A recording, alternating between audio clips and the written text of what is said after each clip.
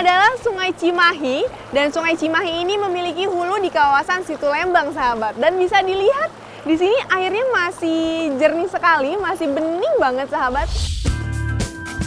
Tapi kemungkinan ini adalah disebut breksi piroklastik. Breksi piroklastik. Ya. Berarti kalau ini ada breksi piroklastik, tidak satu waktu Berbeda, dengan tidak satu waktu. Besar kemungkinan ini adalah batuan yang mendasari lembah ini.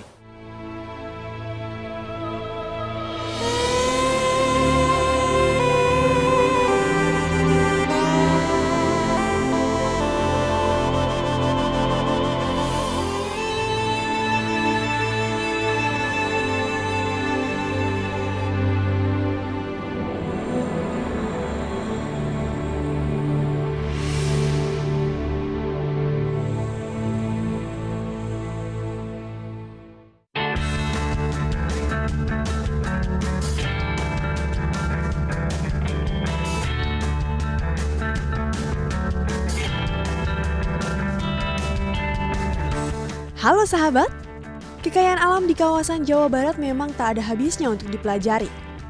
Banyaknya gunung berapi di kawasan Jawa Barat ternyata mempengaruhi terbentuknya keindahan alam di kawasan Jawa Barat. Salah satunya di Kabupaten Bandung Barat. Bersama seorang ahli geologi, Budi Brahmantio, tim sahabat alam akan mengunjungi kawasan Curug Tilu Leuwi Opat untuk menikmati proses alam yang telah terjadi berjuta-juta tahun yang lalu.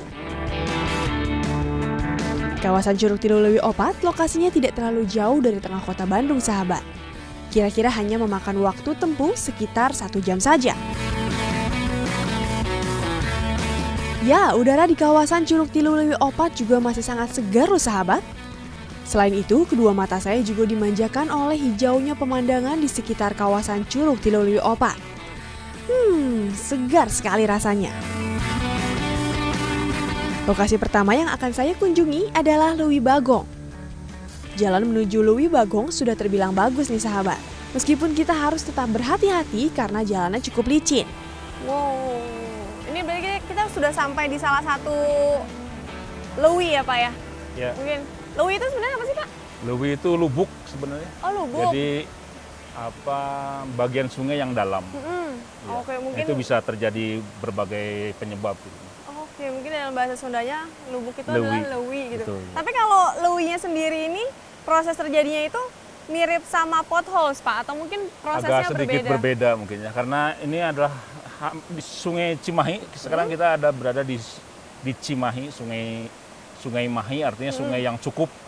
Sungai cukup. Sungai yang cukup, mungkin airnya cukup Airnya cukup banyak ya, Pak? cukup banyak gitu. Ini semuanya dialiri oleh lava.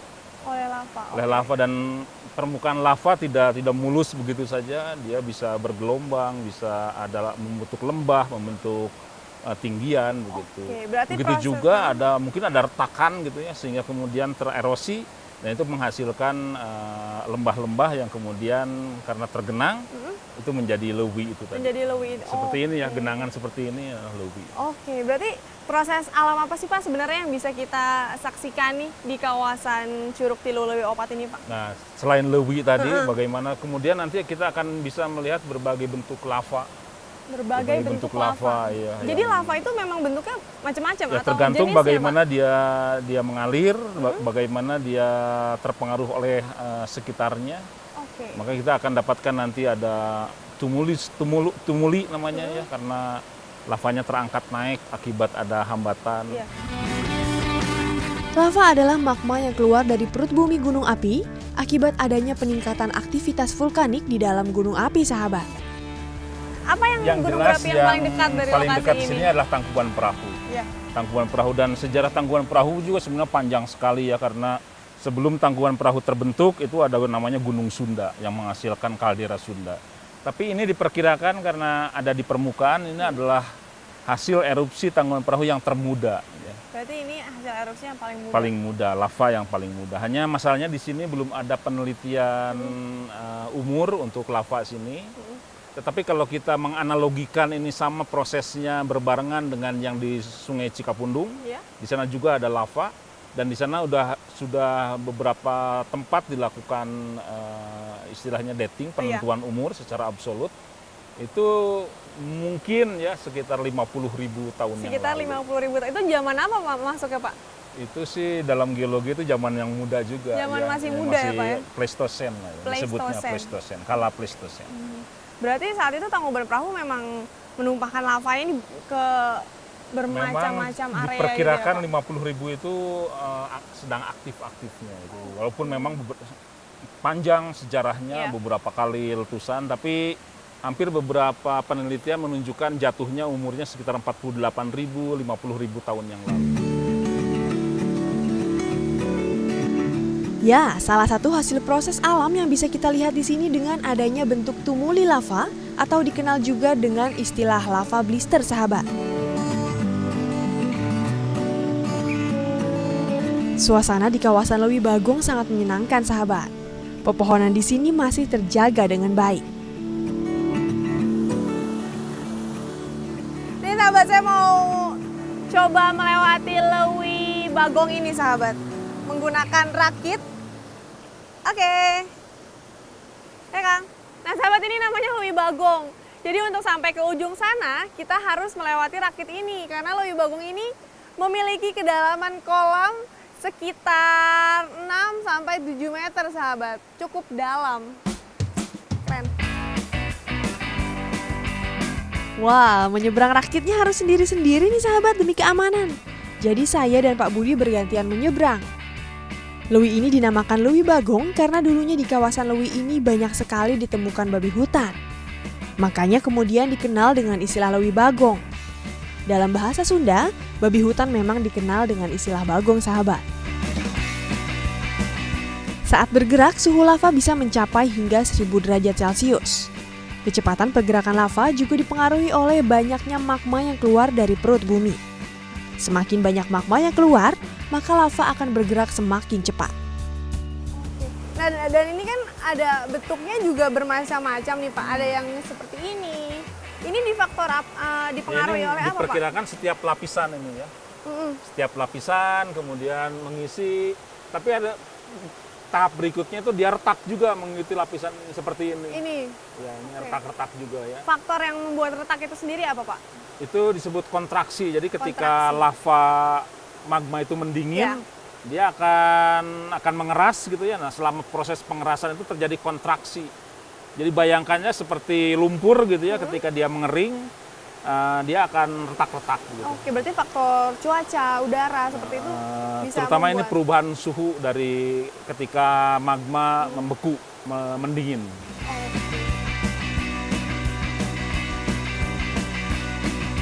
Ya, tidak hanya memberikan cerita mengenai masa lalu. Kawasan Curug Tilu Lewi Opat juga menawarkan pengalaman untuk menikmati air terjun dengan cara yang berbeda. Curug Tilu Lewi Opat pertama kali dibuka sebagai kawasan wisata sekitar tahun 2006. Dinamakan Curug Tilu Lewi Opat karena curug utama di kawasan ini memiliki 3 lapisan dan di kawasan ini memiliki 4 lewi atau danau kecil.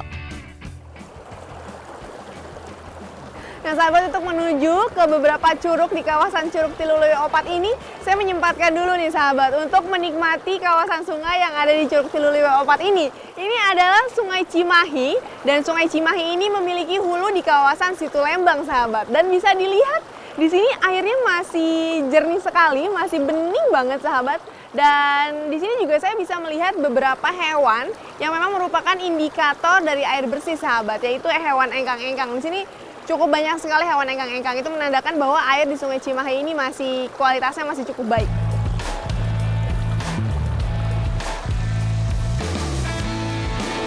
Air sungai di sini dingin sekali sahabat.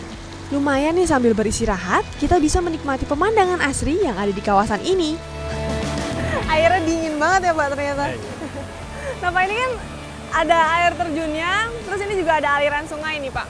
Sebenarnya nih Pak, sungai ini ada lebih dahulu atau sungai ini memang terbentuk karena ada pergerakan lava tersebut?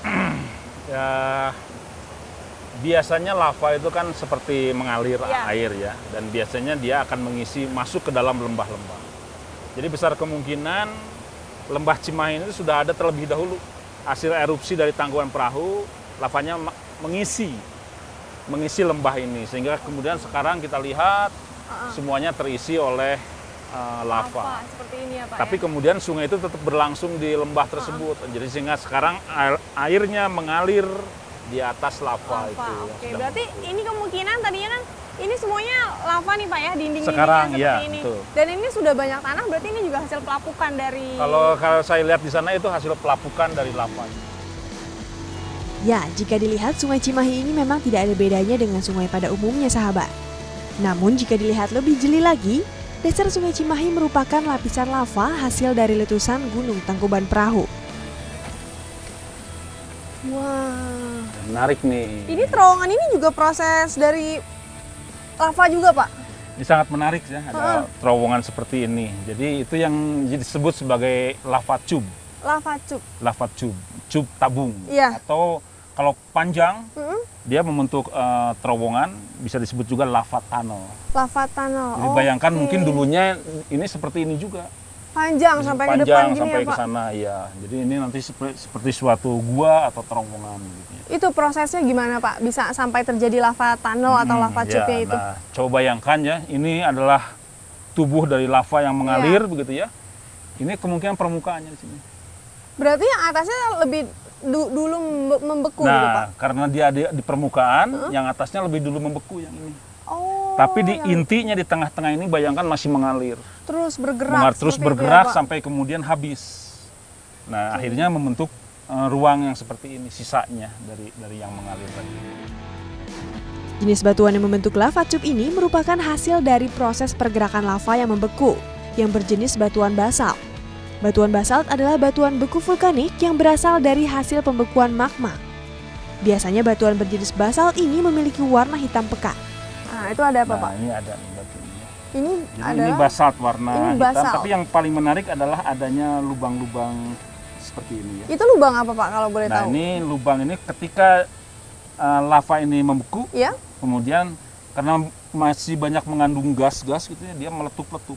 Oh, Nah, jadi jadi pada saat gasnya lepas meletup, kemudian terjadi mengandung lubang-lubang lubang-lubang seperti ini. itu. Nah, kita lihat di sini tidak semuanya membulat saja kan, Iya. ada sedikit lonjong memanjang.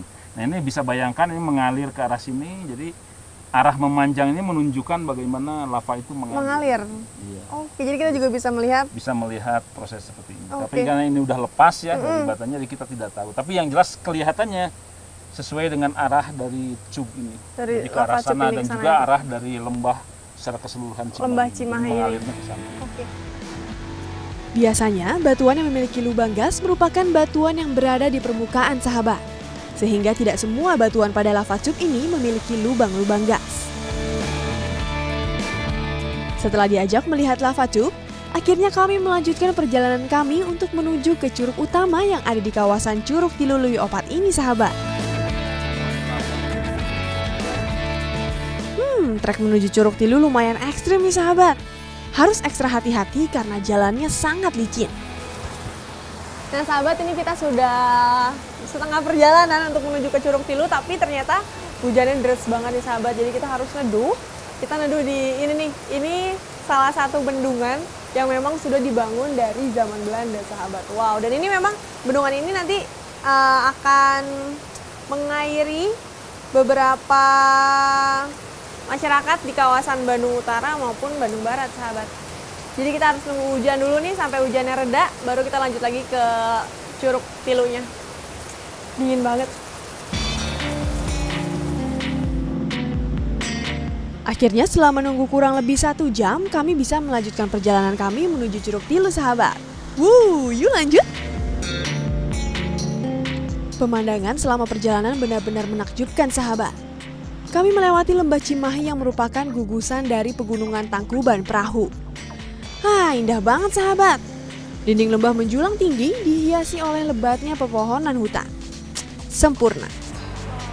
Ini sahabat, menuju ke Curug Tilu kita masih bisa melihat ada beberapa dinding yang dialiri air seperti ini nih sahabat. Nah ini airnya ini berasal dari mata air yang berada tepat di atas tebing-tebing ini sahabat. Dan memang kalau kita lihat di atas tebing ini masih cukup rimbun sekali pepohonannya, masih sangat terjaga, masih lebat, sehingga masih memungkinkan terdapat banyak sekali mata air di atas sana sahabat.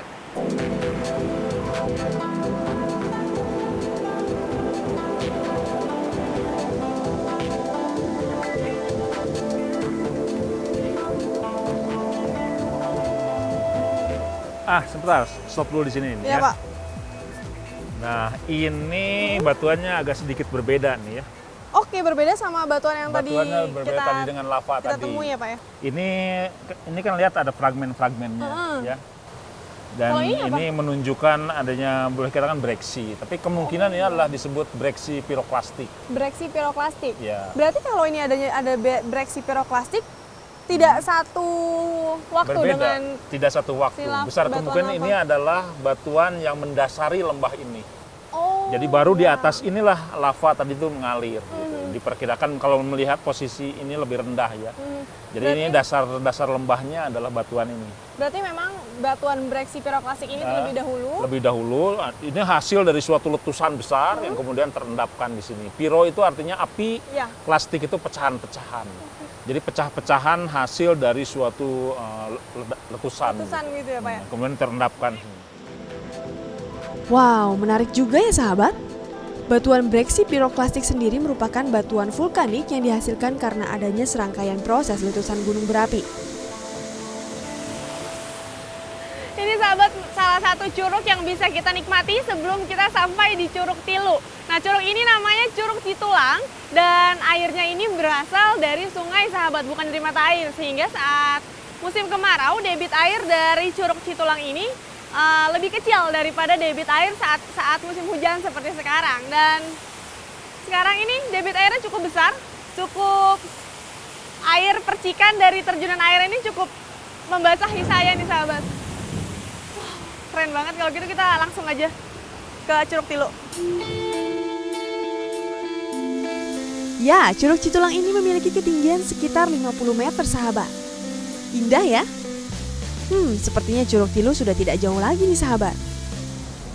Nah sahabat, ini akhirnya saya sampai nih. Saya dan Pak Budi sampai di kawasan Curug Tilu yang merupakan curug utama dari kawasan Curug Tilu Leuwi Opat sahabat. Dan di sini memang indah banget ya Pak ya. Dan selain itu airnya nih dingin banget nih sahabat. Dan Pak, mungkin bisa diceritain nggak sih Pak sebenarnya proses dari terbentuknya air terjun ini sendiri seperti apa, dan mungkin kenapa bisa ada kolam gitu Pak?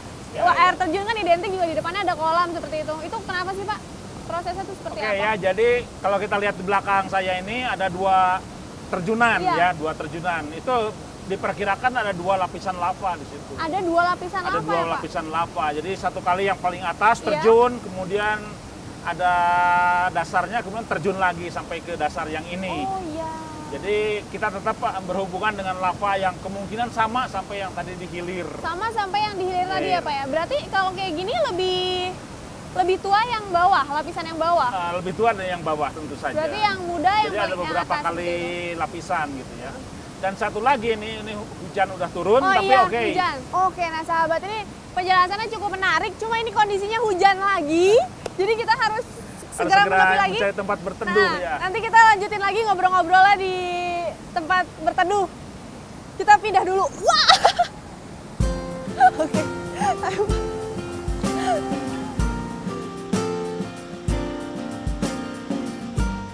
Curug Tilu ini bukanlah curug yang tertinggi di kawasan Curug Tilu Leuwi Opat. Namun Curug Tilu memiliki debit air yang paling besar di antara ketiga curug-curug yang ada di Curug Tilu Leuwi Opat. Dengan ketinggian kurang dari 30 meter, Curug Tilu menyajikan pemandangan alam yang sangat mengagumkan.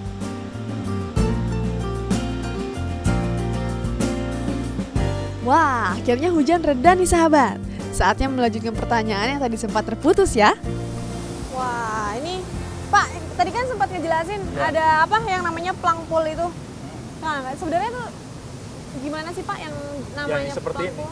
Oh gitu. Jadi kolam yang ini kan Mm-mm. dalam ya. Nah itu karena mungkin bisa dijelaskan pakai gambar ya. Ya, gimana Pak? Wow, ini sahabat kita mau dijelaskan oleh Pak Budi ini melalui sketsa bagaimana proses terjadinya plangpul sahabat. Wah, beruntung sekali nih sahabat, kita dijelaskan langsung dengan gambar oleh Pak Budi mengenai proses terjadinya plangpul atau kolam tunjang di kawasan Curug Tilu Leuwi Opat ini. Oke ya, jadi ketika ini air terjun kan, Ya. airnya jatuh ke sini. Nah kemudian bagian dasarnya itu tererosi di situ. Jadi ini sungainya. Iya. Nah ini yang kemudian tererosi itu. Oh. Jadi ketika iya. air terjun jatuh ke sini, gitu ya, ini mengerosi di sini. Jadi yang dinamakan Palangpul adalah Ini yang Palangpul. bagian Makanya disebut lewi juga kan dalam bahasa Sundanya. Sundanya. Jadi disebut Palangpul. Jadi kalau ini batunya gitu ya. Dan ini bisa mengerosi ke sini, Mbak, itunya. Oh, gitu ya, Pak ya. Sehingga lama-lama ini runtuh. Sehingga air terjun tuh lama-lama bisa bergeser ke sini. Bisa lama-lama Bisa mundur, gitu bisa ya, Pak? mundur gitu. Oke. Nah, itu mungkin untuk terjadinya proses Palangpul seperti itu tuh di jenis batuan yang seperti apa sih, Pak? Dia jenis batuan apapun sebenarnya bisa. Jenis- Seperti ini lava kan masih bisa terjadi. Padahal keras Padahal ya, Pak, keras ya? sekali. Tapi karena beribu-ribu tahun seperti terus tuh mengerosi begini terus ya. Heeh. Itu lama-lama ya akan membentuk kolam seperti ini. Oke. Makanya kalau kita jatuh dari air terjun ya kita pada saat terjun kita berharap ada Ada pelangkul di pelangkul. bawahnya minimal. Aman. Tidak langsung kena batu. Aliran air dari situ Lembang tidak hanya mengalir di Curug Tilu saja, sahabat. Aliran air ini akan terus mengalir ke curug-curug yang lainnya, seperti Curug Berubuk, Curug Cimahi, dan juga Curug Pengantin. Ada satu lagi yang menarik di sini, yang kita pijak di sini, Iya. itu disebutnya autobreksi. Autobreksi itu Autobreksi, jenis apa lagi? jadi- Kalau dengan breksi yang tadi kita lihat yang Nah. berwarna merah itu? Beda. Piroklastik.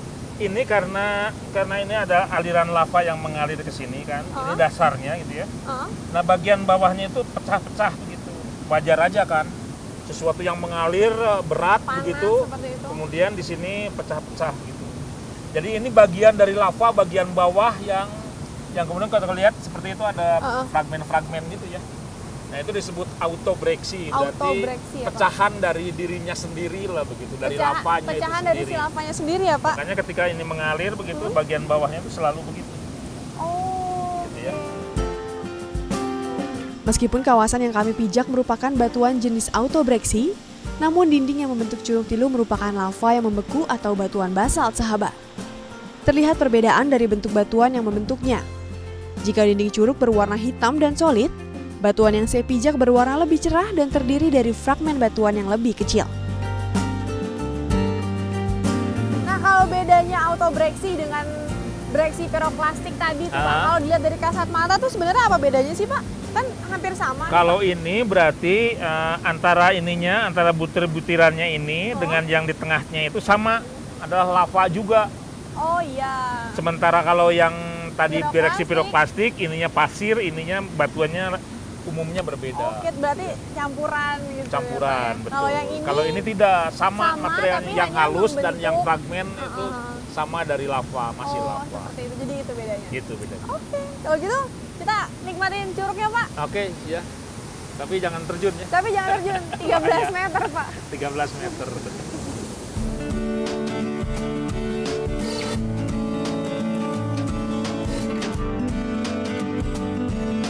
Satu hari menjelajah kawasan Curug Tilu Liwi Opat kembali membuka mata saya tentang proses alam yang membentuk permukaan bumi menjadi sesuatu yang indah dan mengagumkan.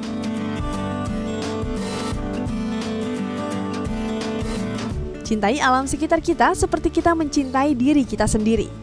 Rawat dan jaga lingkungan sekitar kita karena alamlah harga yang paling berharga untuk keberlangsungan hidup manusia. Salam sahabat.